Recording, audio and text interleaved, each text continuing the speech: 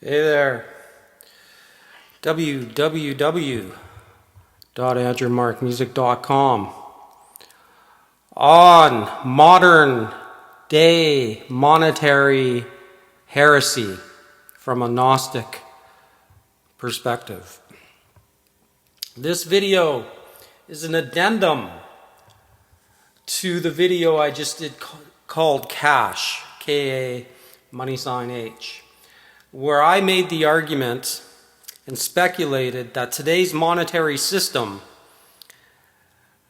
has been enacted with all the same symbolism and archetypes of the Roman religion, Christendom, that came out of the axial age. And in that video, I won't lay it all out again. You can go back and watch that video and see how all the same players are involved then that are involved in this worldwide financial system now.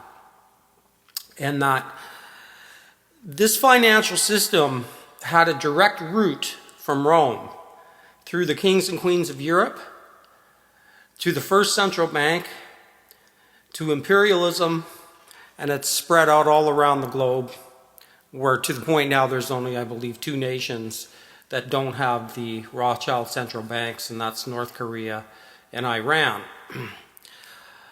Now, the point of this video is people like me in those days, 300 years AD, were called heretics.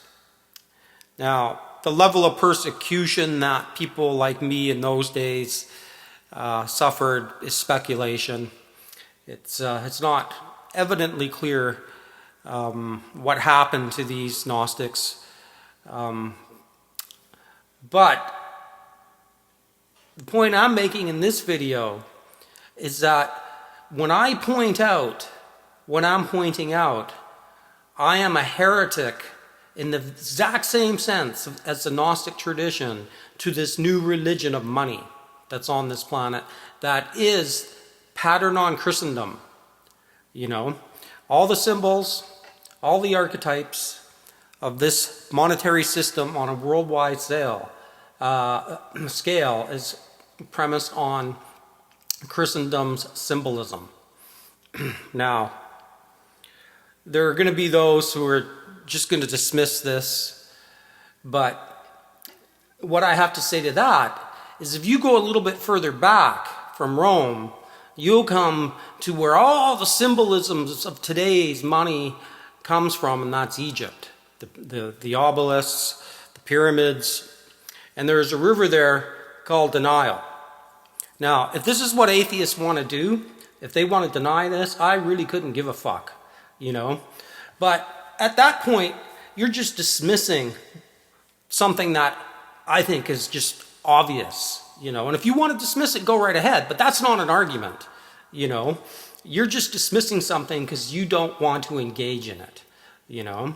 And ad hominems don't work. You could call me any name in the fucking book. I would not care one iota what you call me, all right?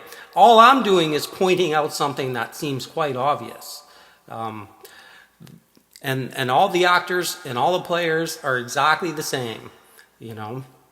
And in 1945, the books called the Nag Hammadi that explain the Gnostic position were found, and then people like me and other people throughout the world have come to understand this, you know. And now, the only thing I could say to this, and I did mention in that video, that you can't peg me as any kind of Gnostic, right? Because I do see the beauty on certain days, and this is not to dismiss the absolute existential brutality of Darwinism, you know, that life eats life to survive. So what I'm saying is I'm not necessarily saying this universe is inherently evil, you know. I can see that there is good in it, and I made a point in that video that the Sadducees, people like Richard Wolff, do know what good and healthy economy would look like. They know what it looks like, these rulers, these archons. And of course, they'll never implement it. But what the point I'm making is, yes, this is known. It is known in the hierarchy what is a good and healthy economy. And a master-slave relationship is not a good, healthy economy. And that's what they've created here. Through this neo-Christendom, an inverted Christendom. It's everything about it is inverted.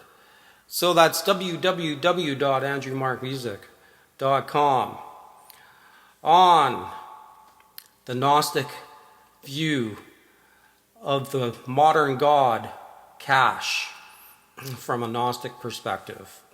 Peace. Peace out. Peace the fuck out.